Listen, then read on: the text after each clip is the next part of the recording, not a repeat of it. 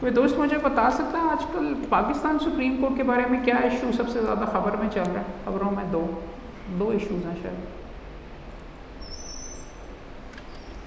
एक सर काजी फाइज वो क्या वो जज साहब का नाम नहीं, वैसे बताइए इशू क्या है लीगल? सर इशू ये है कि सो मोटो पावर के बारे में वो कह रहे हैं कि ये चीफ जस्टिस और पाकिस्तान का जो है ये पावर है, तो उनके अलावा कोई नहीं। उन्होंने रजिस्ट्रार को ख़त भी लिखा है कि जनाब जो मेरे बारे में सो मोटो एक्शन हो रहा है वो गलत हो रहा है।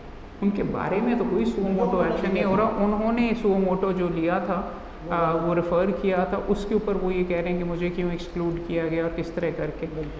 कॉन्स्टिट्यूशन के अंदर क्या दोस्त बता सकते हैं क्या लिखा हुआ है कि कौन करेगा सुओ मोटो को, जिसको पावर कहते हैं, कौन एक्सरसाइज करेगा? वहाँ पे क्या लफ्ज़ लिखा हुआ? वहाँ पे लफ्ज़ लिखा हुआ है सुप्रीम कोर्ट। अब सुप्रीम कोर्ट का मतलब ईच एंड एवरी जज होता है कि सुप्रीम कोर्ट का मतलब चीफ जस्टिस है कि क्या तरीका है एग्जैक्टली? कॉन्स्टिट्यूशन के अगर अल्फाज हैं वहाँ पे लिखा हुआ है कि सुप्रीम कोर्ट, तो क्या सुप्रीम कोर्ट का मतलब है सारे जजेस मिल के सुप्रीम जो कोर्ट की एक कमेटी? एक तो ये लाइव इशू है। दूसरा इशू कौन सा चल रहा है वहाँ पे आजकल?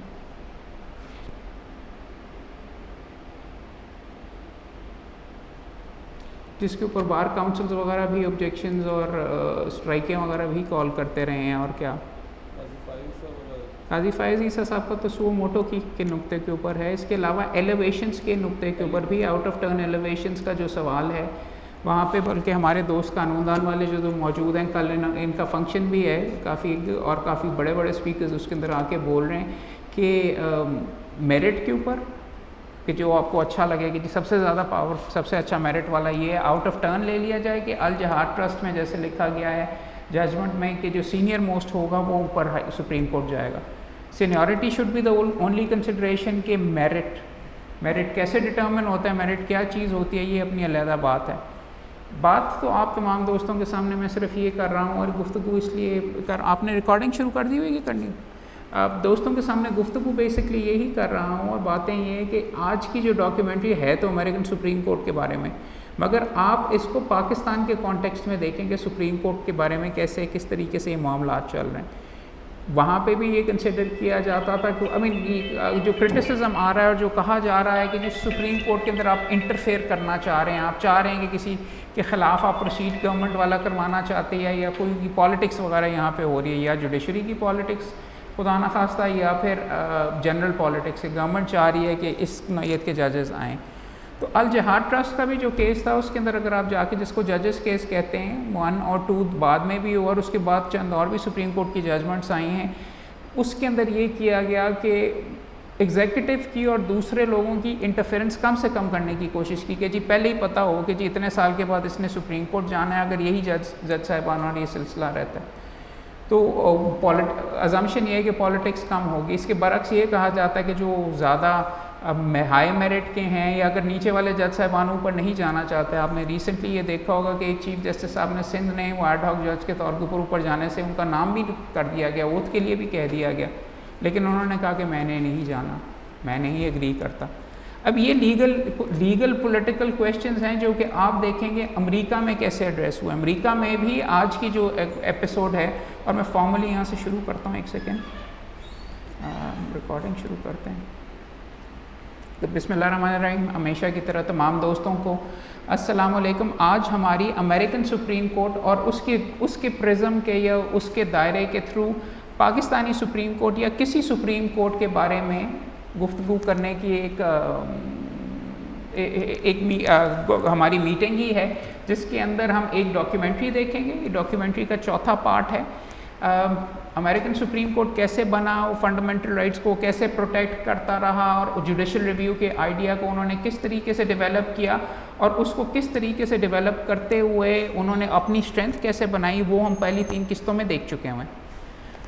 पिछली किस्त जब ख़त्म हुई तो 1960 के अंदर वहाँ पे एक चीफ जस्टिस साहब अर्ल वॉरेन के नाम से थे। वहाँ पे दिखाया गया कि जिन्होंने कालों को इसको अफ्रीकन अमेरिकन को राइट्स दिलवाए, स्कूल डिसेग्रीगेशन का वहाँ पे दिखाया गया। वहाँ पे ये दिखाया गया सोशल चीज़ों के अंदर उन्होंने बहुत तब्दीलियाँ लाएँ 1960s के अंदर।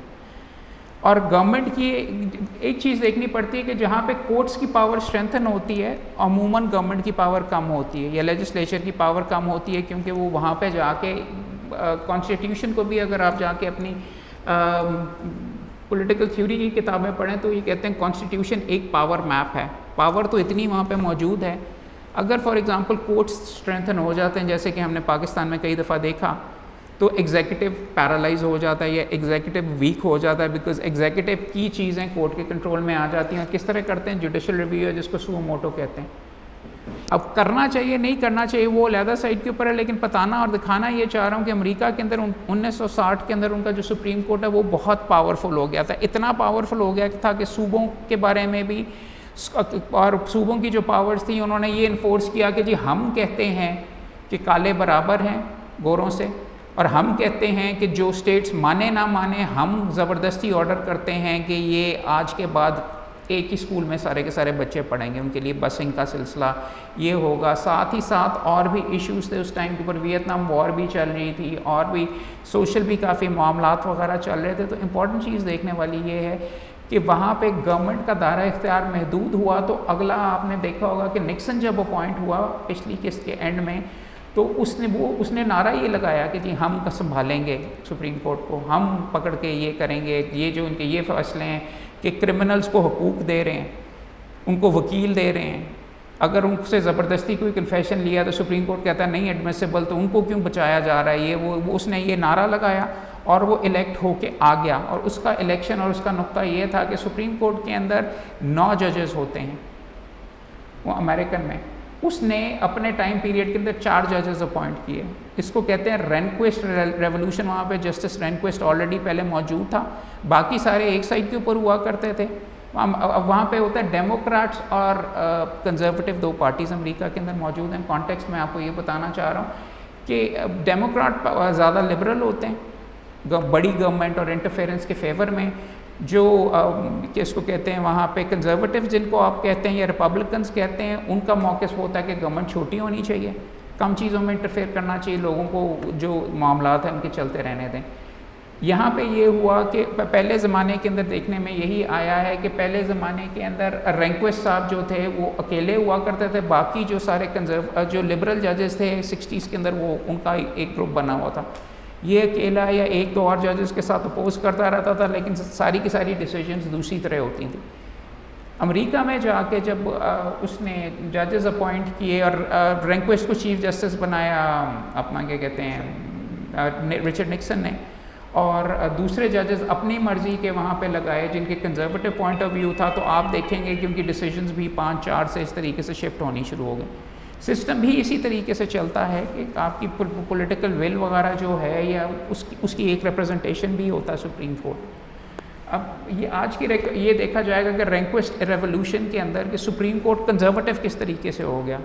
1-2 चीज़ें अमेरिकन सुप्रीम कोर्ट के बारे में आपको देखनी पड़ेगी। उनकी जज अपॉइंट करती है उनकी सेनेट में पब्लिक हेयरिंग्स होती हैं। यहाँ पे जुडिशल कमीशन और आपका किसको पार्लियामेंट्री कमीशन एक बना हुआ है जो क्लोज डोर के अंदर ये सारे का साथ। पार्लियामेंट्री कमीशन तो सुप्रीम कोर्ट की जजमेंट्स के बाद तकरीबन रबर स्टैम्प बन चुका हुआ है, मगर जुडिशल कमीशन में मामलात आते हैं, वहाँ पे बहुत ओपन तरीके के अंदर किया जाता है। और अपॉइंट कौन करते हैं, वोटिंग के ज़रिए सियासतदान, सेनेट वाले, सेनेट की जो कमेटी होती है पूरी सेनेट की कॉन्फर्मेशन होती है, पूरा टीवी के ऊपर चलता है सारे का सारा, और वहाँ पे जाके मुख्तलिफ स्कैंडल्स ये वो सारी की सारी मौका दिया जाता है कि इस बंदे के बारे में इंजर पिंजर उसका लदा करके सारे के सारे डिटेल में देखा जाता है। वो सिस्टम बेहतर है कि हमारा सिस्टम बेहतर है? हम यहाँ पे आके जजेस की अपॉइंटमेंट्स के बारे में गुफ्तगू वगैरह तो कर देते हैं, मगर देखना ये है कि अमेरिका में अच्छा चल रहा है। हमारा सिस्टम जो ज़्यादा है वो इंग्लैंड से ज़्यादा करीब मुसाबत रखता है कि इंग्लैंड के अंदर वहाँ पे लॉर्ड चांसलर होता है, लॉ सेक्रेटरी जो उनका ये लॉ मिनिस्टर जिसको आप कह सकते हैं, उसके थ्रू लॉ डिपार्टमेंट के थ्रू ये प्रोसीडिंग्स करके, और ये जैसे जिस तरीके से पाकिस्तान में है उससे खैर लोग कमीशन वाला तो नहीं मुझे पता रिसेंटली, लेकिन जिस ज़माने में मैंने पढ़ा था तो उस ज़माने के अंदर वो पुराना हमारा जो जजेस की अपॉइंटमेंट का तरीका था वही फॉलो किया जाता है। बंदे इंसान हर जगह पे सिस्टम्स अलग-अलग बने हुए। और दूसरी इंपॉर्टेंट चीज़ नोट करने वाली ये है कि अमेरिका के अंदर जब आप सुप्रीम कोर्ट का जज लगा देते हैं तो वो ताहयात होता है, या रिज़ाइन करेगा या इम्पीचमेंट के ख़िलाफ़ के ज़रिए हटाया जाएगा, जो कि तकरीबन नामुमकिन होती है अमेरिका के अंदर। और या फिर इम्पॉर्टेंट चीज़ जो इसमें नोट करने वाली है वो फौत होने तक ताहयात, उसकी पावर की स्ट्रेंथ ही इस चीज़ से आती है कि वहाँ पे एक दफ़ा आपने बंदे को लगा दिया फिर आप उसको हटा नहीं सकते। तो इसलिए वहाँ पे जजेस को अपॉइंट करना वो और भी ज़्यादा सीरियस हो जाता है, बिकॉज़ यहाँ पे तो रिटायरमेंट है, वहाँ पे रिटायरमेंट एज भी नहीं है। वो 90 साल की उम्र तक अगर वो चाहता है तो वो वहाँ पे सिर्फ वही बंदा चाहता है तो वो कंटिन्यू कर सकता है। 2-3 चीज़ें आपने इसके अंदर नोट की होंगी। पहली चीज़ आप ये नोट करें, और करनी की तो करनी चाहिए। एक चीज़ आपको मैं पॉइंट आउट इसके अंदर करना चाहूँगा कि निक्सन जब वो पॉइंट कर रहा था तो वो ये चीज़ कंसिडर करता, यार इसके बाल लंबे हैं, ये पिंक कमीज़ इसने क्यों पहनी हुई है, ये वो वगैरह। वहाँ पे भी इंसान सारे के सारे बचते हैं, लेकिन एंड में इसको जाके जो जज रेनक्विस्ट है, जो आगे जाके चीफ जस्टिस अमेरिका का बनेगा, उसकी सारी बैकग्राउंड आपके सामने रख दी जाती। अमेरिकन सिस्टम में एक चीज़ आप ज़रा ये देखिए कि अमेरिकन सिस्टम के अंदर जजेस की अपॉइंटमेंट में एक इम्पॉर्टेंट पार्टी वहाँ पे नहीं होती। वो कौन सी है? पाकिस्तान से आप कंपेयर करेंगे तो जजेस को कौन अपॉइंट कर रहा है बेसिकली आजकल प्रिंसिपली? नहीं, ऑर्डर तो प्रेसिडेंट का होता है, लेकिन बेसिकली कहाँ से पाबंद है, कौन सी एंटिटी जजेस को अपॉइंट करती है? जुडिशल कमीशन, या जिसकी सबसे ज़्यादा से है वो है जजेस बेसिकली खुद। हमारा सिस्टम ये है कि जजेस खुद जज साहिबान को सब बेसिकली प्रिंसिपली प्रैक्टिकली कर रहे हैं। अमेरिका में क्या सिलसिला है? अमेरिका में एक जज भी आपको वहाँ पे नज़र नहीं आया। सेनेट के वो जो सारी तस्वीरें दिखा रहे थे, वो जो बंदे बैठे हुए थे वो सारे के सारे सेनेटर्स थे, अवाम के नुमाइंदे थे। तो वहाँ पे फिर ये भी सवाल आता है कि कौन सा सिस्टम बेहतर है और किसकी ज़्यादा सैंक्टिटी है, क्योंकि वहाँ पे अवाम के नुमाइंदे कर रहे हैं, अवाम के नुमाइंदों को इम्पोर्टेंट ये वज़न ज़्यादा दिया जाता है। यहाँ पे अवाम के नुमाइंदों को कहा जाता है कि यार ये तो इनको तो आता नहीं है, वैसे आप सियासी वजह से वजूहात से आ जाते हैं।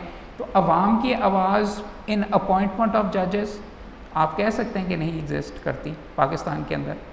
अब अच्छी बात है बुरी बात है वो अलग चीज़ है, मगर कम अज़ कम आप ये देख सकते हैं उनके सिस्टम के अंदर यहाँ पे हाँ पार्लियामेंट्री कमेटी बाद में डाली गई है तरमीम के ज़रिए, मगर पार्लियामेंट्री कमेटी जैसे कि मैं आपको कह रहा था इफ़ेक्टिवली एक रबर स्टैम्प है। वंस अगेन क्वेश्चन यही आता है कि और वो पार्लियामेंट्री कमेटी को डाला भी शायद इसीलिए गया था कि अवाम की आवाज़ आए। बट आपके सामने जो मामलात हैं जिस तरीके से है, तो आप यही चेक कर रहे हैं कि ये जज साहब जो थे, एक जज का तो उन्होंने बताया कि यूनानिमसली पास हो गया आराम से, सारों ने दोनों पार्टियों ने कहा हाँ ठीक है इसको कर दो। इसको ये मसा पास एज एन इनको पास किया। इनकी बैकग्राउंड वहाँ पे अमेरिका में जाके, अमेरिका में तो जब आप जज अपॉइंट कर रहे होते हैं, उसने जब वो इंटर्नशिप कर रहा था उसने एक मेमो लिखा था फ़लाँ जज के लिए कि जी एक नुक्ते के ऊपर, वो भी निकाल के ले आए कि यार इसे लगता है कि कालों के ख़िलाफ़ हैं, और उसके ख़िलाफ़ उसकी अपोजिशन भी आपके सामने आ रही है, मुकम्मल तौर पे चेक करके बंदे को आगे भेजा जाता है। जैसे कि यहाँ पे आपको दिखा रहे हैं 8-1 सुप्रीम कोर्ट के अंदर ये हारा करता था सारे का सारा, 8 जजेस एक साइड के ऊपर। एक चीज़ आपने इसके अंदर नोटिस शायद की हो, 46 अमेरिका में कितनी स्टेट्स हैं? 50 हैं। उनमें से 46 स्टेट्स ने जहन बना के कानून बनाया हुआ था अवाम के नुमाइंदों ने, मगर 9 साहिबान जो सुप्रीम कोर्ट में बैठे हुए थे उन्होंने 46 के 46 कानून को ख़त्म कर दिया कि ये कॉन्स्टिट्यूशन से मुतसादिम है। कॉन्स्टिट्यूशन के अंदर कहीं राइट टू अबॉर्शन का जिक्र नहीं है अमरीकी के अंदर, राइट टू प्राइवेसी का भी जिक्र नहीं है। पाकिस्तान कॉन्स्टिट्यूशन के अंदर प्राइवेसी का वर्ड यूज़ हुआ है, वहाँ पे नहीं है। ना सिर्फ कोर्ट्स ने, कोर्ट की पावर देखी है सुप्रीम कोर्ट की कि वो कह सकते हैं कि जी एक राइट टू लाइफ के अंदर और इस मुख्तलिफ राइट्स को मिक्स कर लें तो एक राइट टू प्राइवेसी भी एग्जिस्ट करता है, और राइट टू प्राइवेसी के अंदर एक औरत के पास राइट टू अबॉर्शन है। कहाँ से कर दिया, लिखा कहीं नहीं हुआ। अगर आप इस जजमेंट वगैरह को पढ़ें, रेंक्विस्ट का कानूनन उसकी जजमेंट दुरुस्त है, मगर 8 जज साहिबान की पावर ये देखिए कि वो 46 स्टेट्स के कानून को रद्द कर सकते हैं। उन्हीं लोगों ने अपॉइंट करके उनको वहाँ पे दिया हुआ, और इस केस के अंदर ये हुआ। इसीलिए सबसे ज़्यादा अमेरिका का कंट्रोवर्शियल केसेस अगर आप देखें तो रो वर्सेस वेड, ये जिस केस की बात हो रही है उसके ऊपर सबसे ज़्यादा ये मामलात होते हैं, और उसके ऊपर सबसे ज़्यादा, और बल्कि जज की कॉन्फर्मेशन में भी पूछा जाता है उस केस के बारे में आपका क्या ख्याल है। उसके मुताबिक कि हत्तुल इम्कान कोशिश की जाती है कि इसको ख़त्म करवाया जाए अमेरिका में, और वो ख़त्म करवाने का क्या तरीका है, ऐसे जजेस को वहाँ पे बिठाया जाए सुप्रीम कोर्ट के अंदर जब मौका मिले, जो कि कह के जाएँ कि हाँ जी हम ख़त्म करेंगे। ये मामला आगे चलाए। ये अमेरिका का आजकल का सुप्रीम कोर्ट का चीफ जस्टिस है सिटिंग, जॉन रॉबर्ट्स, वो भी इस डॉक्यूमेंट्री के अंदर आप देखें, जजेस डॉक्यूमेंट्रीज़ में आ रहे हैं। ये पीछे जो तस्वीर आप देख रहे थे, इस सुप्रीम कोर्ट के चीफ जस्टिस मेज़ के ऊपर बैठ के सारे के सारे हुए हैं। अब डेकोरम की भी एक सवाल आप कर सकते हैं यहाँ पे। वहाँ पे जो अंदाज़ है वो अपनी तस्वीरें वगैरह रिलीज़ करवा रहे हैं इस तरह के तरीके की, ये रिकॉर्ड करके। क्या ये बेहतर है किसी सिस्टम में कि अवाम के अगर आपने करीब होना है कि मी लॉर्ड, वो जैसे फॉर एग्ज़ाम्पल एक यहाँ पे हमारे डोगर साहब, एक डोगर साहब कहा करता था कि ये इलीगल है मी लॉर्ड कहना और ये कहना और वो कहना, कि उनका रोस्ट्रम पे ऊंचा बैठा हुआ। यहाँ पे आप देखेंगे चंद जज साहिबान को मेज़ों के ऊपर बैठ के, वैसे कालों से एक था जस्टिस ब्रेनन की जो तस्वीर थी, या इन सारों की जो इकट्ठी थी इनफॉर्मेलिटी। सवाल एक ये भी शायद आपको आप पूछने की ज़रूरत है कि क्या फॉर्मेलिटी या इनफॉर्मेलिटी जुडिशरी में होनी चाहिए कि नहीं। डिस्टेंस, हमारा कोड ऑफ कॉन्डक्ट जो है वो सारी की सारी चीज़ें, और आप जो इमेज दे रहे हैं वो आप पावर का आपने देना है अवाम पे कि हम आप में से हैं वाला देना है, कि आपने काला कोट और टाई पे और बड़ी ऊंची बिल्डिंग के ऊपर ऊंची जगह के ऊपर बैठना है। ये भी एक जुडिशरी का फंक्शन है कि किस नौइयत का होगा। हाँ, पहले तो कि जिस ज़माने के अंदर वहाँ पे इंपीरियल जुडिशरी हुआ करती थी, गोरों की जब जुडिशरी थी और हमें उन्होंने नीचे रखना था, जब तो समझ आती थी डेकोरम। तो क्या उन चीज़ों को, उन रीतों को कंटिन्यू करना चाहिए कि इनफॉर्मल अगर हो जाएगा तो बहुत ही ज़्यादा मामलात ख़राब हो जाएंगे। क्या जुडिशरी का डिस्टेंस होना चाहिए, क्या इमेज प्रोजेक्ट करना है, वो भी देखने की। मैं फिर आपको दोबारा ये पॉइंट आउट कर रहा था कि चीफ जस्टिस सिटिंग एक डॉक्यूमेंट्री में आया है, वो किताबें लिखते हैं और वो इस तरीके से कर रहे हैं, माना कि वो भी बड़े अमीर गोरे, ज़्यादातर इनमें से गोरे हैं और मुख्तलिफ लोगों के साथ मिल रहे हैं, मगर इनकी इनफॉर्मेलिटी और इनका ड्रेस वो आप कंपेयर करें अपने वाले सिस्टम के साथ, और फिर ये पूछे कि बेहतर दोनों में से कौन सा है। मैं ये नहीं कह रहा कि हमारा वाला नहीं, बिकॉज मेरे से अगर आप eight the end of the day आप पूछेंगे तो मुझे प्रॉबली ये वाला बेहतर है। रिस्पेक्ट वाला जो सिलसिला है, रिस्पेक्ट जाता रहता है जब आप इनफॉर्मल हो गए, कि उसको कहते हैं कपड़ों के अंदर यूनिफॉर्म की और ये ऊंचा होने वाली वगैरह, यू पे रिस्पेक्ट टू द कुर्सी। आप उस बंदे को नहीं आप रिस्पेक्ट दे रहे होते। The principle of justice, justice को ऊंचा ही होना चाहिए, जजेस को नहीं। मैं कह रहा हूँ जस्टिस के एक नोशन को, और वो जो सारी की सारी चीज़ें हैं ये एहतमाम होना चाहिए, नहीं होना चाहिए। सिविल जजेस के साथ जो मामलात हो रहे हैं, फॉर एग्ज़ाम्पल आप देखते हैं कसूरमुखी शुरू हो जाती है, वो आप जितना आप उनके नज़दीक रहते हैं या आपके कंटेम्प्ट की पावर्स वगैरह, ये क्वेश्चन हैं। चूँकि हम बार काउंसिल में बैठे हुए हैं, ये पॉलिसी और पॉलिटिक्स के मामलात हैं, लेकिन इनके बारे में हमें सोचना चाहिए। मैं डोगर साहब का जो कम अज़ कम वो मी लॉर्ड वाला है, मैं उससे नहीं एग्री करता। मेरे नज़दीक आपको रिस्पेक्ट पे करनी चाहिए, ख़ास तौर पे सुपीरियर कोर्ट के जो जज साहिबान हैं, बिकॉज़ इस इंस्टीट्यूशन को आप अपने से ऊपर रखेंगे तो तमाम लोग रखेंगे।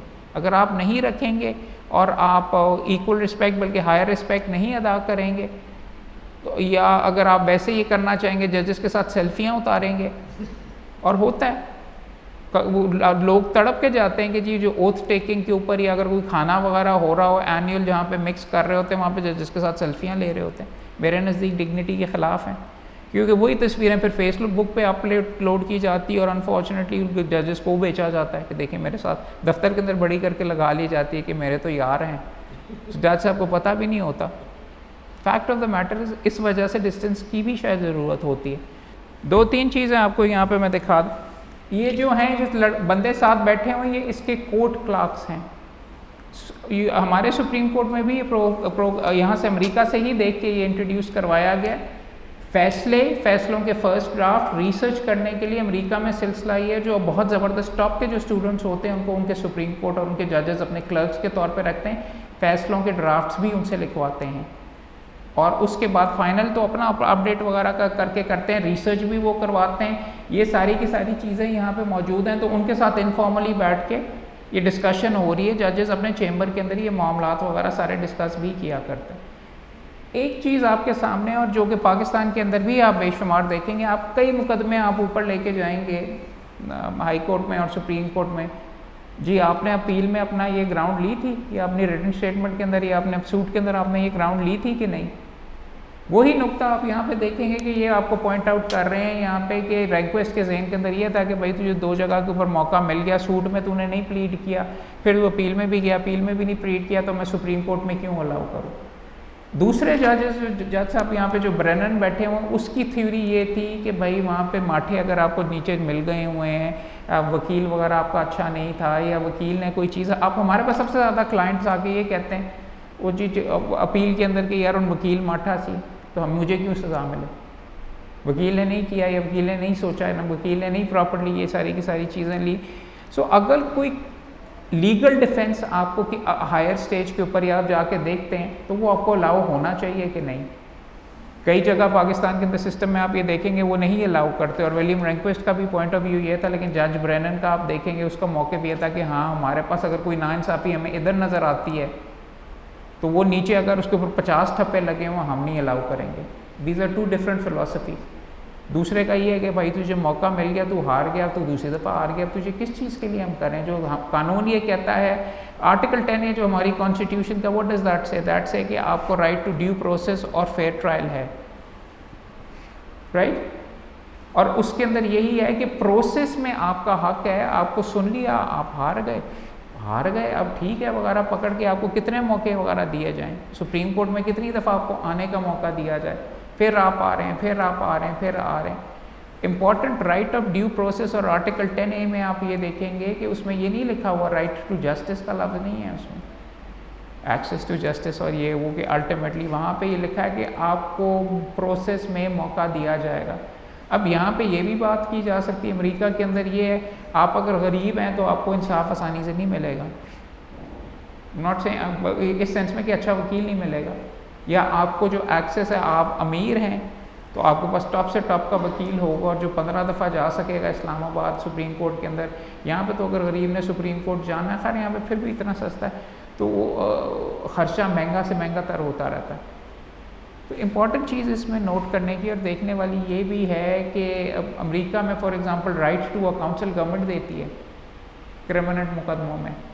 यहाँ पे प्रोसिक्यूशन डिपार्टमेंट तो बड़ा स्ट्रॉन्ग, हर बंदा प्रोसिक्यूटर बनना चाहता है, लेकिन डिफेंस का जो डिपार्टमेंट है उसको कोई इतना ज़्यादा पावरफुल या इतना ज़्यादा इफेक्टिव नहीं किया जा सकता, कंसिडर किया जाता। वो भी हैं क्रिमिनल मामलात के अंदर। पाकिस्तान के अंदर सुप्रीम कोर्ट में कितनी फ़ीमेल्स जज रह चुकी हैं?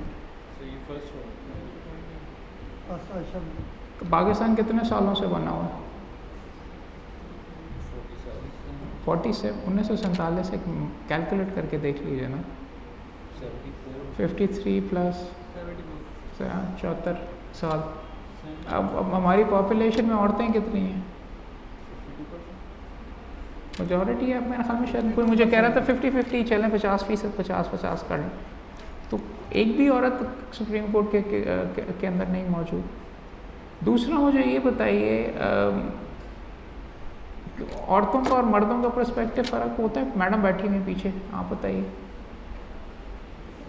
औरतों का पर्सपेक्टिव और उनका एक्सपीरियंस आई इमेजिन मर्दों से फ़र्क होता है, ठीक है।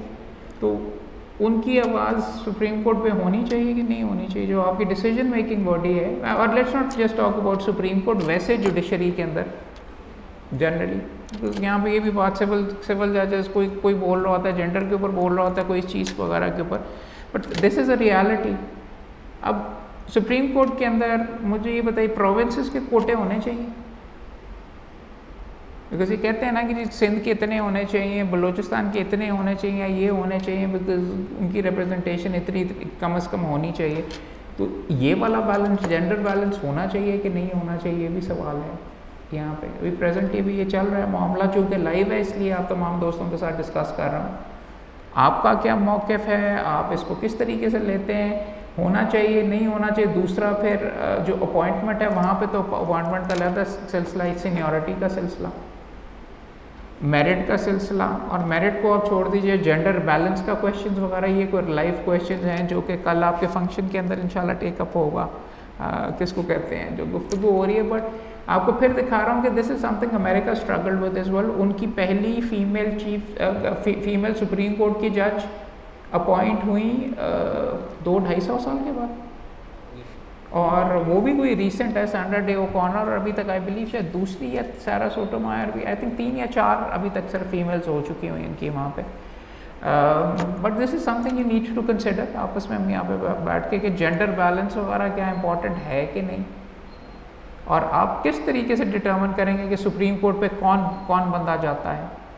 एक सवाल आप तमाम दोस्तों के सामने ये कल अब इनकी पता नहीं क्या गुफ्तगू वगैरह होती है, लेकिन वो जी मेरिट वाले बंदे को हम ऊपर लेके जा रहे हैं नीचे से ये करके वगैरह। आप सवाल ये कर सकते हैं कि अगर वो हाई कोर्ट का चीफ जस्टिस हो सकता है बंदा और मुकदमे ज़िंदगी मौत के वो सुन सकता है, तो क्या उसके अंदर सुप्रीम कोर्ट जाने का मेरिट नहीं है? ये जब आप ये गुफ्तगू वगैरह करते हैं, और क्या काबिलियत क्या आपको उसकी किस तरीके से आप चूज़ वगैरह करेंगे, this is a consideration as well. तो इस सिस्टम को आपने किस तरीके से बनाना है कि आउट ऑफ टर्न प्रमोशंस की चूँकि हम बात कर रहे हैं, out of turn promotion allow करनी चाहिए कि नहीं, कि यू शुड जस्ट से कि सारों को उनको पता होना चाहिए। फिर अगर आउट ऑफ टर्न प्रमोशन है तो देन फिर मुख्तलिफ लोग ये यहाँ पे आपको दिखा रहे थे कि जी देन फिर आप पॉलिटिक्स भी करेंगे कि जी मैं ऊपर सुप्रीम कोर्ट जा सकूं या मुझे सुप्रीम कोर्ट में ना लेके जा सकें, और ये वगैरह ये डिसीजंस अगर आपके लिए या आपके जॉब के अंदर ही अगर आप इसको नौकरी के तौर के ऊपर अगर आप ट्रीट कर रहे हैं तो ये इश्यूज़ भी वहाँ पे हो जाते हैं। तो it does tend to politicise as well. अगर आपने कोई फार्मूला बना के रखा हुआ ये फार्मूला और इसी को फॉलो किया जाएगा तो सारों को पता है भाई ये होना है और इस तरीके से जाना और इस टाइम पे जाना है। अगर सुप्रीम कोर्ट जाने का बन रहा है कि मैं उससे पहले रिटायर हो जाऊँगा, ये चीज़ है। तो these are fundamental questions that you will have to ask yourself. हम यहाँ पे बैठ के डिस्कस कर रहे हैं, तो व्हाट द अप्रोप्रिएट तरीका है, what is the appropriate mechanism should be interesting. देखिए इसके ऊपर कैसे चल मैडम भी तो आयशा वाली भी तो out of the turn elevating अभी होना है, उनका कंसिडर किया जा रहा है। तो यही मैं कह रहा हूँ ना, कल जो गुफ्तगू होनी है हामिद खान साहब, सलमान अकरम राजा साहब और बाकी दोस्तों वगैरह की, वो इसी के ऊपर it should be an interesting debate, everyone should go इंशाल्लाह। इससे पहले मैं भूल जाऊँ, अगर आप इंटरनेट के ऊपर जाएं, एक वेबसाइट है oyez.org, oa.org। आप जब जजेस कोर्ट में आते हैं तो ओए वो कहते हैं। वो ऐसी वेबसाइट है सुप्रीम कोर्ट की जजमेंट्स की है, जहाँ पे वकीलों ने सुप्रीम कोर्ट के सामने और उनके फैसलों की जो ऑडियो रिकॉर्डिंग्स अवेलेबल हैं, बुश वर्सेस गोर जिसके अंदर डिसाइड हुआ था कि जी जिस केस के अंदर ये डिसाइड हुआ था कि जॉर्ज बुश ने प्रेसिडेंट बनना है कि एल गोर ने बनना है, और बुश को उन्होंने अलाउ कर दिया था, उसकी ऑडियो रिकॉर्डिंग्स अगर आप देखना चाहें कि अमेरिकन सुप्रीम कोर्ट में आर्ग्यूमेंट्स कैसे होते हैं, उन्होंने रिकॉर्ड करके अपनी जजमेंट्स भी, अपनी जजमेंट पढ़ते हुए भी और वकीलों के आर्ग्यूमेंट दोनों साइडों के उन्होंने रिकॉर्ड करके दिए हुए हैं। तो इस अगर आपको ये डॉक्यूमेंट्रीज पसंद आई और आपने मवाद वगैरह अगर चेक करना है, वो इतने ओपन हैं या वो इतनी चीज़ें वगैरह उन्होंने रिकॉर्ड करके अवेलेबल की हुई हैं, वो देख लीजिएगा। एक चीज़ मैं अलबत्ता मेरे नज़दीक अमेरिकन सुप्रीम कोर्ट का वो ये कह रहे थे कि जी वो इस शायद खुमार के अंदर थे कि हमारा 85% अप्रूवल है, तो लाओ जी ये जो प्रेसिडेंट किसने बनना है ये सवाल भी हम खुद डिसाइड करेंगे। जॉर्ज बुश को उन्होंने प्रेसिडेंट बनने दिया अपने फैसले के ज़रिए, और फिर जॉर्ज बुश का जो भी नेगेटिव चीज़ हुई जो हुई वो इनके खाते में पड़ी। जजमेंट को इसीलिए नहीं किया जाता बिकॉज जब पॉलिटिकल डिसीजन मेकिंग के अंदर सुप्रीम कोर्ट अमेरिका में देखा गया, जब वो है वहाँ पे जाके एंटर हो जाते हैं, तो then there is a cost to pay अगर गलत डिसीजन एज एन अगर उसका जो अगर नेगेटिव डायरेक्शन में जाता है। और ये अनफॉर्चुनेट चीज़ अमेरिकन सुप्रीम कोर्ट में नज़र आएगी को अमेरिकन एक ज़माने में अमेरिकन आपने पुरानी डॉक्यूमेंट्रीज देखी होंगी तो सुप्रीम कोर्ट के पास कई केसेस में उन्होंने कहा ये पॉलिटिकल क्वेश्चन है, पॉलिटिशियंस जाके डिसाइड करें। मगर यहाँ पे तो उन्होंने यूएस फ्लोरिडा सुप्रीम कोर्ट, वहाँ पे प्रोविंसेस में भी सुप्रीम कोर्ट होता है, उनको उन्होंने कहा लाओ जी हम डिसाइड करते हैं। उनके पास केस चल रहा था और अपने पास ला के उन्होंने ये जो काउंटिंग रीकाउंटिंग है वो ख़त्म कर दी। एल गोर हार गया, जॉर्ज बुश जीत गया। जॉर्ज बुश के जीतने के बाद फिर वो जो अफ़गानिस्तान और जो इराक़ की इन्वेजन और वो जो सारी की सारी चीज़ें आप कह सकते हैं कि that American Supreme Court is to be blamed for that. जी सर, ये 4 पार्ट्स आपने देख लिए अमेरिकन सुप्रीम कोर्ट के, और आपने ये इसके अंदर ये देखा कि अमेरिकन सुप्रीम कोर्ट इब्तदा में एक ऐसा इदारा था जिसके पहले 2 सुप्रीम कोर्ट इसको खुदे लाइन कंसिडर करते थे, वो कहते हैं हम कहाँ जाके फंस गए हैं, वहाँ पे उसके जो चीफ जजेस जो थे सुप्रीम कोर्ट के, वो रिज़ाइन कर देते थे। वो कहते थे बेहतर है कि हम कहीं और काम कर लें, ये बहुत सर खपाई है। आहिस्ता आहिस्ता डिसीजन इनकी किस तरीके से इन्होंने अपने आप को स्ट्रॉन्ग किया, मार्बरी वर्सेस मैडिसन, और अब ये है वो कह रहे हैं कि जी अमेरिका के अंदर ये कंसिडर किया जाता है, सही है गलत है, पसंद आती है लोगों को नहीं, लेकिन हर बंदा ये मानता है कि सुप्रीम कोर्ट की डिसीजन सुप्रीम है। और एक ज़माना लिंकन के टाइम में और दूसरों के ऊपर ये था कि उन्होंने कहा था कि जी अगर कोर्ट को इतना ही शौक है ये डिसीजन करने का, हम नहीं मानते, जाए कोर्ट खुद ही सब करवाए। अब ऐसी कोई बात नहीं है, अब वहाँ पे वो भी इम्प्लीमेंट करते हैं। और पाकिस्तान, यहाँ पे हमारे पाकिस्तान की फॉर एग्जांपल सुप्रीम कोर्ट ने एक सिटिंग प्राइम मिनिस्टर को डिस्क्वालीफाई किया और वो डिसीजन एक्सेप्ट हुई और वो डिसीजन को इम्प्लीमेंट किया गया। एक नया प्राइम मिनिस्टर आया। पॉलिटिकल विल में हमारे सुप्रीम कोर्ट का भी कद माशाल्लाह है। ये बंदा तो कोई डिनाई नहीं अब करता कि सुप्रीम कोर्ट की डिसीजन सुप्रीम नहीं है। और वो भी स्ट्रेंथ ओवर टाइम जैसे कि डेवलप की गई है, वो अब आप देखेंगे जिस तरीके से ये हुआ है। इस सुप्रीम कोर्ट के साथ मार्शल लॉज भी आए, और दूसरा अब सुप्रीम कोर्ट एक तरीके से उसके अगेंस्ट बंद भी कंसिडर किया जा सकता है। आपने देखा कि इस तरीके से मुख्तलिफ PCOs और उन्होंने PCOs को स्ट्राइक डाउन भी किया। It is probably one of the most powerful supreme courts there are दुनिया के अंदर। इफ़ेक्टिव भी है। अब इफ़ेक्टिवनेस कितनी है, वर्कलोड काफ़ी ज़्यादा है, मगर ये चीज़ तो कम अज़ कम एक्सेप्टेड है कि it is the supreme court करके। आप में से किसी दोस्तों की कोई ऑब्जर्वेशन या कोई क्वेश्चन हो तो प्लीज़ ज़रूर पूछिए, कुछ डिस्कस करना चाहें अगर इसके ऊपर। मैं वो किसको कहते हैं जो आपका कल वाला फंक्शन है उसकी चीज़ें ज़्यादा डिस्कस नहीं करना चाहता, वो वहाँ पे आपकी बेहतर होंगी। अदरवाइज सुप्रीम कोर्ट के अंदर insofar as elevation, supreme court का अपॉइंटमेंट के अंदर क्या रोल है, और सबसे इंपॉर्टेंट चीज़, बाकी चीज़ें आप अपनी साइड पे कर दें जिसको हमने आज अभी तक टच नहीं किया और करने की शायद ज़रूरत है। सुओ मोटो की पावर कैसे सुप्रीम कोर्ट को एक्सरसाइज करनी चाहिए, बिकॉज ये बहुत क्रूशल स्टेज के ऊपर बंदयाल साहब इसके ऊपर हेयरिंग वगैरह भी कर रहे हैं, कर दी है मेरे ख्याल में, शायद कर दी है। अब उस जजमेंट क्या आती है, क्या रूल्स बनाते हैं, ये ज़रूरत है बहुत ज़्यादा। सुओ मोटो बहुत अच्छी पावर भी है और बहुत नेगेटिव पावर भी एक तरीके से हो सकती है कि उस बंदे के पास अगर किसी इंडिविजुअल के अगेंस्ट एक्सरसाइज की जाए, उसके पास राइट ऑफ अपील नहीं होता। सुप्रीम कोर्ट ने अगर उसके अगेंस्ट प्रोसीड कर दिया तो फिर तो सुप्रीम कोर्ट का भी हम बात कर रहे थे, बड़ी अच्छी बात है, सुप्रीम कोर्ट सुप्रीम है, मगर अगर इब्तिदा आपकी वहाँ से ही हो जाए तो दैन फिर सुप्रीम कोर्ट के अंदर ये आपको इशू वगैरह आता है, आपका right of appeal and everything is affected. अब उसके अंदर कम से कम एक टेंशन आपको सुप्रीम कोर्ट में अनफॉर्चुनेटली नज़र आ रही है कि सुप्रीम कोर्ट की, आपने यहाँ पे देखा विलियम रेंक्वेस्ट की स्ट्रेंथ ही ये थी कि हर बंदे उसकी मर्ज़ी के बगैर भी अगर फैसले हो रहे हैं तो पूरे सुप्रीम कोर्ट को साथ लेके जाता था। उसके जो एंटी जजेस थे वो भी उसकी तारीफ़ कर रहे थे, और उसने इसीलिए बिकॉज सुप्रीम कोर्ट की स्ट्रेंथ डिवीज़न के बगैर है। अनफॉर्चुनेटली परसेप्शन वगैरह लग ये रहा है कि सुप्रीम कोर्ट के अंदर अब डिवीज़न नज़र आ रही है, एक दूसरे के फैसलों के अगेंस्ट बातचीत वगैरह होनी शुरू हो गई है। बेहतर यही होगा, और ये जो स्टेप आपके सामने अभी नज़र आई है, इस टेंशन को ख़त्म करने के लिए एक मैकेनिज़्म बनाने की कोशिश की जा रही है कि ताकि प्रॉपरली इसको सुप्रीम कोर्ट, बिकॉज अफेक्ट क्या होती है सुप्रीम कोर्ट की स्ट्रेंथ और सुप्रीम कोर्ट की स्टैंडिंग। एक तरफ से एक ऑर्डर आ रहा है, दूसरी तरफ से दूसरा ऑर्डर आ रहा है। सजाद अली शाह साहब के टाइम के ऊपर भी जब चीफ जस्टिस थे, ऑर्डर जजेस ने एक दूसरे के ख़िलाफ़ अगेंस्ट किए थे, वो कोई अच्छी चीज़ नहीं थी। सजाद अली शाह साहब ने अपनी ऑटोबायोग्राफी मैंने glass houses, throwing stones in glass houses या कुछ इस तरीके से रखा हो। ये सुप्रीम कोर्ट एक लिहाज से ग्लास हाउस ही है, शीशे का है, आसानी से टूट सकता है, नहीं एज एन उसके इंप्रेशन में दरार आ सकती है, ये हो सकता है, अल्लाह करे ना हो। मगर बात ये है कि इसके अंदर ये उनकी यूनिटी के अंदर ही उनकी सारी की सारी स्ट्रेंथ है, और बार का ही काम है, बार एसोसिएशन, बार काउंसिल्स का, कि हम भी उनको स्ट्रेंथन करें, बिकॉज हमारी भी रिस्पेक्ट उनसे वाबस्ता है, ना कि डिविजन्स को बीच में प्रमोट करें और इस तरीके से करके।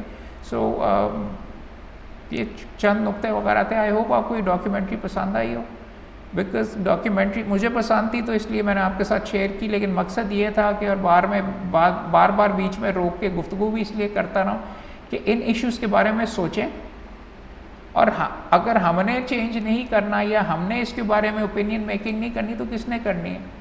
हम अब इक़्तिदार की या उस इन्फ्लुएंस की सीट के ऊपर सारे बैठे हुए, मैं भी हूँ और आप भी बार काउंसिल में, इसीलिए इसकी गुफ्तगू हो रही है कि यहाँ से आपकी आवाज़ जाती है, यहाँ से आपकी जो पॉलिसी वगैरह है, किस डायरेक्शन में मुल्क ने जाना है, किस डायरेक्शन के अंदर किस डायरेक्शन के अंदर आपकी जुडिशल पॉलिसी होनी चाहिए, सुप्रीम कोर्ट की, ये गुफ्तगू यहाँ पे होनी चाहिए, होती नहीं है अनफॉर्चुनेटली। कमरों के अंदर डिसाइड करके वो हो जाता है। इसीलिए ये यहाँ पे गुफ्तगू करना, ये इश्यूज़ रेज़ करना और आप सारों से इनपुट लेना भी यही है। और सोशल मीडिया के ज़रिए जो दूसरे दोस्त भी हैं, दिस इज़ अ कॉन्वर्सेशन वकीलों के लिए लाजमी है कि हम करें, बार रूम के अंदर नहीं, इस जगह के ऊपर, सोशल मीडिया के ऊपर नहीं, प्रॉपरली आर्टिकल्स के और प्रॉपर लीगल नुक्तों के ऊपर करके, शाम को टीवी के उसके ऊपर चैनल्स के ऊपर नहीं जहाँ पे कुछ उन्मुखी और परफॉर्म कर रहे होते हैं, बल्कि बतौर वकील आपस में बैठ के इनके ऊपर जो है, दिस इज़ जो हम चीज़ यहाँ पे वॉच एंड डिस्कस या वॉच एंड टॉक के बारे में नाम से ये सीरीज शुरू की हुई है, यहाँ पे कर रहे हैं। डॉक्यूमेंट्रीज तो मेरे पास और भी हैं, वो आगे चलाई जा सकती हैं। अगली दफ़ा कोई आपको फ़िल्म दिखाएंगे कानून से ताल्लुक़ रखने वाली, और उस फिल्म के बारे में फिर जो इश्यूज़ वगैरह हैं उनके बारे में हम गुफ्तगू वगैरह करेंगे। कानून के अंदर अच्छी चीज़ ये है कि आपको बेशुमार ज़बरदस्त फिल्में भी मिलेंगी, और उसके अंदर अगली दफ़ा मेरे जहन में है एक मूवी है 12 एंग्री मैन के नाम से, वो प्रॉबली हम बैठ के डिस्कस करेंगे यहाँ पे अगले वीकेंड के ऊपर ही। और वो 12 एंग्री मैन के अंदर भी कुछ यही सिलसिला है। उसके अंदर दिखाया हुआ फिल्म के शुरू के अंदर ये एक मर्डर का मुकदमा डिसाइड हो गया। अब डिसाइड करने के लिए कमरे में जाके जूरी के जो 12 बंदे हैं वो अब डिसाइड कर रहे हैं कि बंदे को फांसी देनी है कि नहीं। कोई मेरे ख्याल में 70-75 मिनट की फिल्म है, देखने के काबिल है, मिल के देखेंगे और उसके अंदर जो इश्यूज़ रेज होते हैं उनके बारे में फिर बैठ के गुफ्तगू भी करेंगे। ठीक है, तो तमाम दोस्तों का आने का शुक्रिया, आपके आने की वजह से ही रौनक लगती है, और थैंक यू। अगर कोई क्वेश्चन है तो पूछ लीजिए। सर, ये अमेरिका की सुप्रीम कोर्ट ने वो मर्बरे वर्सेस मेडिसन के केस में उसी दौर में इंटरवीन नहीं करना शुरू कर दिया था सर, पॉलिटिकल मैटर्स में? नहीं, वो बहुत ज़बरदस्त मार्बरी वर्सेस मेडिसन के अंदर उन्होंने बिल्कुल भी नहीं किया, बिकॉज अगर आपने पहली एपिसोड आप देखी थी, तो सर पहली एपिसोड मेरे से आप ले लीजिएगा, उसमें जो रिलीफ लेने के लिए बंदा आया था उसको रिलीफ नहीं दी गई थी। उसको ये कहा गया था, मार्बरी आया था ये कहने के लिए कि जी मुझे फेडरल जज बना दिया गया है, मुझे मेरा अपॉइंटमेंट का ऑर्डर दें। कोर्ट ने कहा कि नहीं, हम आपको नहीं दे सकते, लेकिन साथ ये कह दिया कि अगर ज़रूरत हमें पड़ी तो हम फैसला जो करना है, कानून और आइन क्या कहता है वो हक हमारे पास है, मगर यार तुम्हारा हक नहीं बनता तो इसलिए तुम्हें हम फारिग करते हैं। रिलीफ उन्होंने इंटरवीन नहीं किया, प्रिंसिपल इस्टेब्लिश कर लिया कि जुडिशल रिव्यू हमारे पास पावर है, और उस चीफ जस्टिस ने 2 या 3 मेरे ख्याल में 10-15 साल के अंदर 2 या 3 इंस्टेंसेस के अंदर इंटरफेयर किया था। और अगर आप पहली एपिसोड देखोगे तो उसके अंदर जो उनका ग्रेटेस्ट चीफ जस्टिस जिसको कंसिडर किया जाता है जस्टिस जॉन मार्शल, उसने अपने जिस फैसले में उसने इंटरवीन किया था, उसने कहा था कि जी ये रेड इंडियन जो होते हैं उनसे ज़मीनें गलत छीनी जा रही हैं और उनके साथ बड़ी ज़्यादती हो रही है और उनके ट्रीटी के साथ की वायलेशन हो रही है। उसने ऑर्डर तो कर दिया, लेकिन गवर्नमेंट ने कहा कि जी कर दिया तो जाके इम्प्लीमेंट खुद ही करवाएं, और उसको इग्नोर किया और रेड इंडियंस की ज़मीनों को कब्ज़ा करने की गवर्नमेंट ने फिर भी कर लिया। तो मैं यही बता रहा हूँ कि एक तरीका जुडिशल रिव्यू का, जुडिशल रिव्यू है ही इंटरवेंशन। आप जुडिशल रिव्यू में ये होते हैं कि आप ओवरऑल देखते हैं, बादी नज़र में देखते हैं कि क्या ये कानून मैलाफाइडे तो नहीं है, अनरीजनेबल तो नहीं है, या ये जो डिसीजन इस बंदे ने की है ये इस नौयत की तो नहीं है कि जो कोई बंदा भी नहीं कर सकता, मुकम्मल तौर पे गलत है। अगर थोड़ी बहुत भी गलत हो तो उस डिसीजन को नहीं छेड़ा जाता। ये इंटरवीनिंग कोर्ट नहीं है, वहाँ पे तो जाके तकरीबन इफेक्टिवली एंड में जाके तो अमेरिकी सुप्रीम कोर्ट ने ये कह दिया सदर आपका ये है।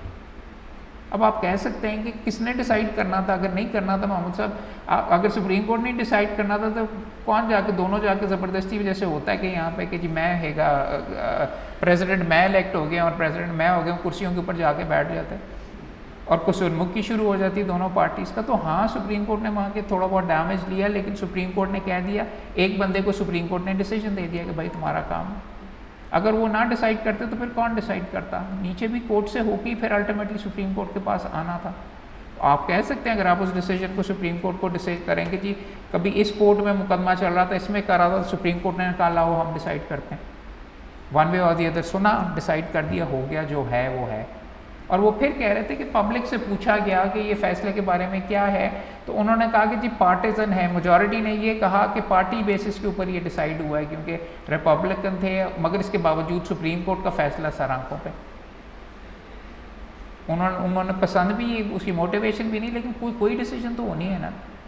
और अगर कोई डिसीजन नहीं होगी, सिस्टम की भी और सुप्रीम कोर्ट की भी इंपॉर्टेंस एक ये है कि someone has to decide ultimately कि भाई ये है और यूँ होना है, और फिर वो इम्प्लीमेंट किया जाए। उसके बाद कोई दूसरी अपील नहीं है कि नहीं जी हम एंज नहीं इवेंट, कोशिश करते हैं 19-20 में कि उसमें दरार डालें, उसको लिमिट करें और ये वो होगा, बट सुप्रीम कोर्ट का मकसद भी इस सिस्टम में ये समझें यही है। मैं शुरू में सबसे पहले इंटरव्यू मैंने ये, हमने जो हमारा पहला लेक्चर था उसके अंदर मैंने ये पूछा था, भाई वो पंजाब सुप्रीम कोर्ट क्यों नहीं हो जाता और सिंध सुप्रीम कोर्ट क्यों नहीं हो जाता और पेशावर सुप्रीम कोर्ट क्यों नहीं हो जाता, और ये करके इस तरीके से, बिकॉज़ ये पाकिस्तान है, ऊपर के लेवल पे एक सुप्रीम कोर्ट का सुप्रीम होना लाजमी है, इसलिए एक कोर्ट आप ऊपर बनाते हैं जो कि जिसका फैसला एंड ऑल है, उन्होंने फैसला करना है। पंजाब के अंदर अगर आपका फैसला एंड में हो जाता और सिंध सुप्रीम कोर्ट कुछ और ऑर्डर कर देता है, तो सिंध में जाएंगे तो एक कानून लागू होगा, ये पाकिस्तान है और एक मुल्क है और सारे सूबों के ऊपर लागू होना है। तो अगर सारे सूबों के ऊपर लागू होना है, अमेरिका में भी पहले बड़ी ये टेंशन थी, अमेरिका के अंदर यूनाइटेड स्टेट्स वो अपने आप को कहते थे, लेकिन उनके जहन के अंदर वो जब शुरू के अंदर 12 उनकी स्टेट्स थी, वो 12 ममालिक की थे, उन्होंने कहा मिलजुल के कर लेते हैं, और फिर आहिस्ता आहिस्ता उनकी नेशनल आइडेंटिटी और उनका सुप्रीम कोर्ट ने कहा कि नहीं हम तो अब फेडरल मामलों में नहीं, हम तो प्रोविंशियल मामलों में भी देखेंगे, हम तय तक जाएंगे, हम हर मामला देखेंगे। जब हर मामला देखना शुरू किया तो तब उनका सुप्रीम कोर्ट एक्चुअली जाके सुप्रीम हो गया, बिकॉज हर मामला देखा करता था। अब उनकी कोई लिमिटेशंस नहीं है, उनकी अपनी लिमिटेशंस हैं। यहाँ पे भी पाकिस्तान के अंदर भी यही सिलसिला है, इसलिए मैं कहता हूँ हमारा पाकिस्तान का सुप्रीम कोर्ट बहुत स्ट्रांग है कि they can go head and they claim to be supreme and they are supreme. उनसे ऊपर तो नहीं कोई और कोर्ट मौजूद ना, अल्लाह के कोर्ट ही है ultimately at the end of the day, तो उसको नहीं कुछ किया जा सकता। So this is what needs to be understood. शुरू में भी जो बात थी, अच्छा आपने ये क्वेश्चन रेज किया, शुरू में भी ये क्वेश्चन था, this is why a supreme court becomes supreme and why you need a supreme court. घर में बड़ा एक बच्चा बुड़ करता रहता है, यूँ होना चाहिए, दूसरा कहता है बुड़ नहीं यूँ होना चाहिए, बस अब्बा जी ने उन कह देता, और जहाँ पे जाके अब्बा जी की बात नहीं चलती फिर वो घर टूट जाते हैं, फिर 1971 भी हो जाता है, और फिर ये सारे का सारा होता है, घर के अंदर भी होता है, फिर बीवी उठा के एक बंदे को घर अलग करवा देती, दूसरा इधर करवा देती, बिकॉज अब्बा जी का या सुप्रीम कोर्ट जो घर का है वो डिसीजन नहीं ले सकता या इम्पोज नहीं कर सकता। सो आपको हर लेवल के ऊपर ये चीज़ें नज़र आएंगी। सर जैसे चेक एंड बैलेंस सिस्टम है अमेरिका का, तो आपने बताया कि 46 स्टेट्स ने एक कानून बना दिया, तो सर ये चेक एंड कॉन्स्टिट्यूशनली ये खिलाफ नहीं है चीज़ के, अगर वो कॉन्स्टिट्यूशन से मुतजाद नहीं करता वो कानून? सुप्रीम कोर्ट ने कह दिया कि कॉन्स्टिट्यूशन से मुतजाद हैं, 46 प्रोविंसेस गलत कर रहे हैं और ये कॉन्स्टिट्यूशन से मुतजाद है, मैं सेट असाइड। और देखो फंडामेंटल राइट्स वगैरह, और मैं सुप्रीम कोर्ट के इतने ख़िलाफ़ नहीं होऊंगा क्योंकि मैं मेजॉरिटी के इतने फेवर में नहीं हूँ जहाँ पे फंडामेंटल राइट्स की बात है। अगर ये बात है तो ठीक है, आपको फ़लाँ फ़िरका नहीं पसंद, उनको फांसी तक लगा दें। आपको फ़लाँ उसको कहते हैं जो रिलीजियस सेक्ट नहीं पसंद, तो आप सारे के सारे बैठ के उसके ख़िलाफ़ डिसाइड कर लें कि जी कानून ये होगा या वो ये करेंगे, ये सारे इस तरीके के होंगे या इस नौयत के। आपने ये चीज़ जर्मनी में देखी जो यहूदियों के साथ हुआ, उनके जजेस भी उनके कानून लागू किया करते थे। बल्कि एक फ़िल्म अगर देखनी है तो अगली दफ़ा है लंबी, लेकिन अगर आप अपने टाइम में देखें, एक फ़िल्म है judgment at Nuremberg, world war 2 की, और असली रियल लाइफ की है कि वर्ल्ड वॉर 2 जब हो गई तो लोगों के ऊपर क्रिमिनल ट्रायल्स चलाए गए वर्ल्ड वॉर 2 के बाद जर्मनों के ऊपर, कि जिनके अंदर जो उनके फ़ौज के हेड थे कि तुमने वो क्राइम्स अगेंस्ट ह्यूमैनिटी की है, उनके जो सियासतदान थे तुमने क्राइम्स अगेंस्ट, और वहाँ के जजेस पे भी चलाए गए। जजमेंट एट न्यूरमबर्ग इसके बारे में है कि जजेस के ऊपर मुकदमा चल रहा होता है कि भाई ये इनह्यूमन कानून था, तुमने क्यों लागू किया, लोगों को उसको कहते हैं, लोगों के अगेंस्ट उनके यहूदियों के हकूक़ और ये वो सारे के सारे उनसे सलब किए जा रहे थे, मगर तुम इम्प्लीमेंट करी जा रहे थे, उसका जवाब दो। बिकॉज वो वहाँ पे ये कहा जाता है इनके फंडामेंटल राइट्स इनसे छीने जा रहे थे। तो देखने की काबिल है, और ये वाले इश्यूज आपने हिस्ट्री के अंदर देखे हुए हैं। सो अगर आप मेरे से पूछो, ये टेंशन हमेशा रहेगी, बिकॉज जहाँ पे भी कोर्ट इंटरफेयर करेगा, एक फ़ैसला करेगा, तो किसी के फ़ैसले के ख़िलाफ़ ही कर रहा है ना। पार्लियामेंट से आया फ़ैसला, कानून आया, या फिर वो कानून आया, या वो एक ऑर्डर आया जो कि एग्जीक्यूटिव से आया, तो ये टेंशन तो हमेशा होगी। वो खुश होकर तो नहीं कहेंगे कि हाँ जी बिल्कुल सही किया, मैंने गलत फ़ैसला किया था सुप्रीम कोर्ट, मगर अब सुप्रीम कोर्ट ने कह दिया मेरा फ़ैसला गलत है, तो इम्प्लीमेंट होगा, मेरा फ़ैसला इम्प्लीमेंट नहीं हो सकता। तो इसलिए ये चेक्स एंड बैलेंसेस का कॉन्सेप्ट यही है। डिसीजन मेकिंग कहीं और से होती है। सुप्रीम कोर्ट पाकिस्तान का हर डिसीजन नहीं ले रहा, जो उसके सामने चैलेंज होके आता है वही होता है। एग्जीक्यूटिव दिन में 172 करते हैं, जो जिसमें से एक शायद ये 2 ऊपर अल्टीमेटली सुप्रीम कोर्ट के पास चला जाता है। तो पावर अभी भी एग्जीक्यूट करने की एग्जीक्यूटिव के पास मौजूद है। लेजिस्लेचर एग्जीक्यूटिव नहीं बनाता, वो पार्लियामेंट से बन के आता है। मगर एक दूसरे के ऊपर ये मुकम्मल तौर के ऊपर चेक्स एंड बैलेंसेस हैं।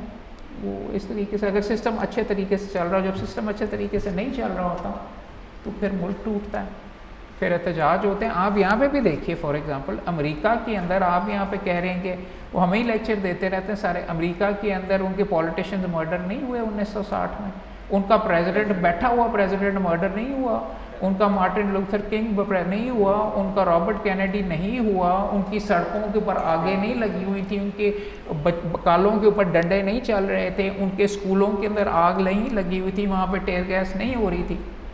This is a part of growing up. लोग इस प्रोसेस से वगैरह तमाम ममालिक वगैरह गुजरते भी हैं, मगर इतना भी जो जब हमें कोई बैठ के लेक्चर वगैरह करता है ना पाकिस्तानियों को और इन मामला का, आप कह सकते हो भाई कालों को कब तुमने हकूक़ दिए? तुम्हारे सुप्रीम कोर्ट में हमें जो तुम अभी बैठ के कर रहे हो, कितने 200-250 साल के अंदर कितनी औरतें तुम्हारे सुप्रीम कोर्ट के अंदर गई हैं? कब पहली वाली कब गई हैं? औरतों को वोटिंग के हकूक़ कब दिए गए? औरतों को प्रॉपर्टी के हकूक़ कब दिए गए? Stuff like that. तो ये चीज़ें दूसरों का सिस्टम देखने की, और एक डॉक्यूमेंट्री का ये भी है कि आप में भी आगाही आए कि उनमें भी क्या ख़राबियाँ। ये आसमान से उतरी हुई मखलूक नहीं है, हमारी तरह के ही इंसान हैं, वो अपने प्रोसेस से गुजर के गए हैं। अब वो सिस्टम में बिलीव करते हैं, वो इम्प्लीमेंट करते हैं।